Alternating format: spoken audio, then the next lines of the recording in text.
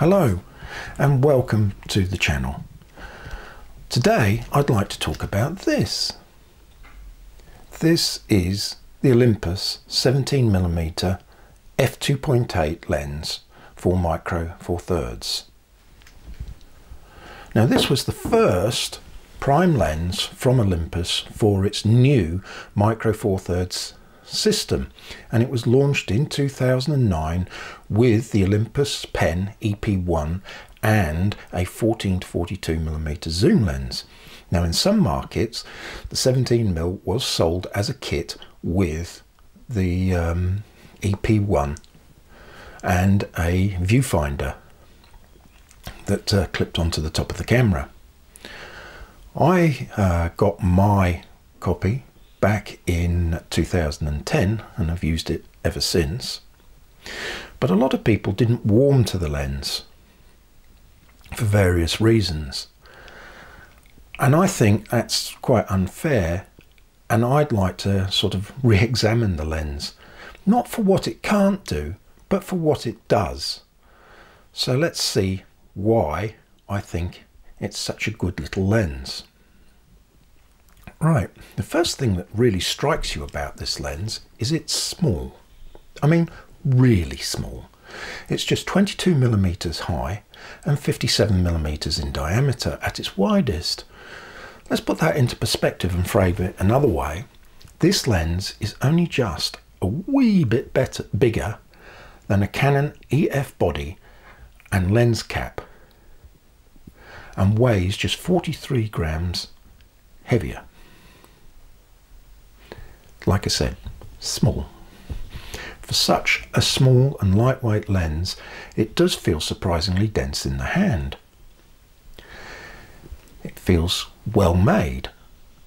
The lens mount is metal and the body is plastic. Not cheap, flimsy, nasty plastic, but it feels good quality and well put together. There's no flexing, no creaking, no tackiness. It just feels nice.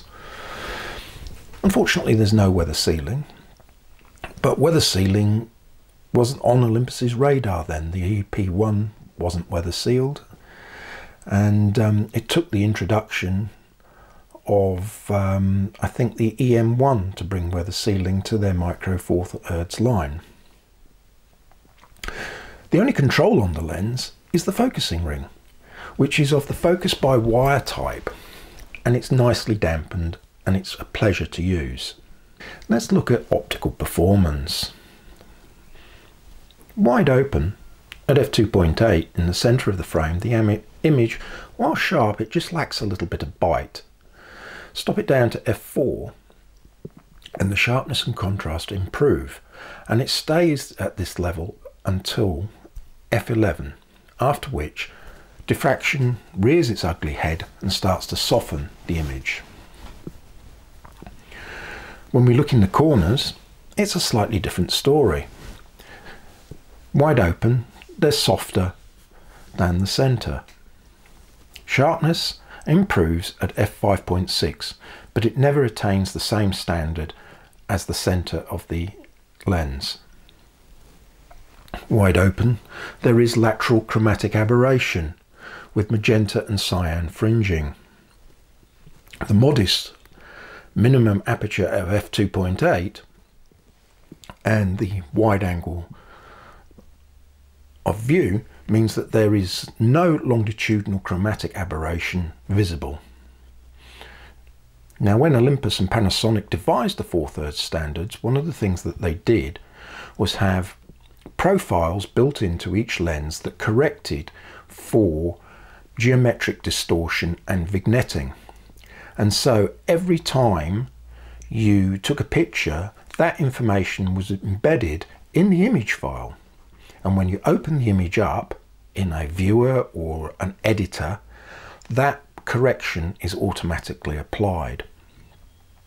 However, if you use software such as Raw Therapy, you can turn the lens profile off. And there you can see that the lens does have some barrel distortion and some mild vignetting at f2.8. But like I said, for most usage scenarios, people will be viewing the images taken with this lens in an application that has applied the profile. When it comes to shooting into the sun, veiling flare and ghosting are very apparent, and they result in quite a loss of contrast. The solution to this is being very careful in where you frame the sun in your image, or using a lens hood. Now, Olympus didn't make a lens hood for this lens, which was a great pity. But there were plenty of aftermarket options for you. And I bought this. Whoops, come on, focus. It's a metal vented shade. It's quite retro in looks and looks pretty spiffy when mounted on the lens, and the lens is then on my EP5. So that's an easy fix. It only costs $10, and so that sorts a lot of those problems out. When it comes to the diffraction spikes, also known as sun stars, they're a bit pedestrian and nothing to write home about. They're a bit soft at the edges and not very well defined. This lens is definitely not the bokeh king. Minimum aperture of f2.8, wide angle lens on micro four thirds, you are not going to get stunning bokeh. Having said that, the bokeh balls are of a consistent shape throughout the frame, although they're not quite perfectly circular. The rendering of the outer focus areas and the tonal transitions within are smooth, but it's not the most attractive I've ever seen. When it comes to autofocus, if you use point-to-point AF using single shot mode with single frame drive, then it's very quick and very accurate. It's when you switch to continuous autofocus and or tracking in a continuous drive mode that things become dodgier than a Balinese Rolex watch. The performance is very hit and miss. Even when you put it on a phase detect autofocus camera, such as the EM1 Mark II and later models, the results are still wanting.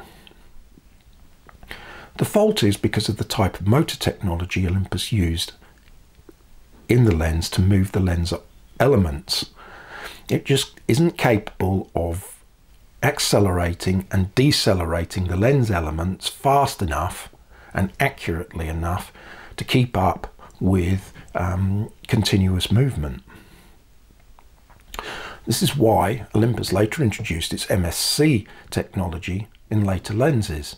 Now, MSC stands for movie and stills compatible and consists of a high-speed motor that can provide very small, precise adjustments and providing very quick acceleration and deceleration. They also lightened the lens elements that are driven by the motor, so the inertia from the lens element doesn't impede upon the performance of the motor. So when you look at the Olympus 17mm f2.8, it appears very poor compared to later models. But we have to see that in terms of what you're going to use this for. You're not going to shoot sports or wildlife action with this lens. No, you're probably going to shoot social snaps, candid street photography, bit of street architecture, maybe a bit of landscape. And these aren't demanding subjects for an autofocus system, and this lens copes very well with that sort of scenario. Moving on to video autofocus, it's pants. There's no other way to describe it. The lens makes a horrible noise as the lens rocks back and forth trying to find focus. It does find focus eventually, and that is the key word, eventually. And it's not very elegant or confidence inspiring in the way that it does it. So video is not a usage I would use this lens for, and that is why for my own video work I bought the Sigma 16mm f1.4, which has far better autofocus. This lens is not what you'd call optically brilliant. If you want that, you'll have to look at the Olympus 17mm f1.2 Pro and its consequent price tag of 1,900 Australian dollars.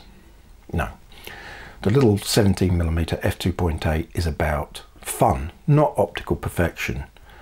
This is a fun lens to use. It's so convenient to slap it onto a pen series camera or an EM10 series camera and have a great little lens and camera combination that can go with you anywhere. And it produces better results than any mobile phone can. This is what Micro Four Thirds was all about when it was introduced. Small, compact cameras that are fun to use and can be taken anywhere.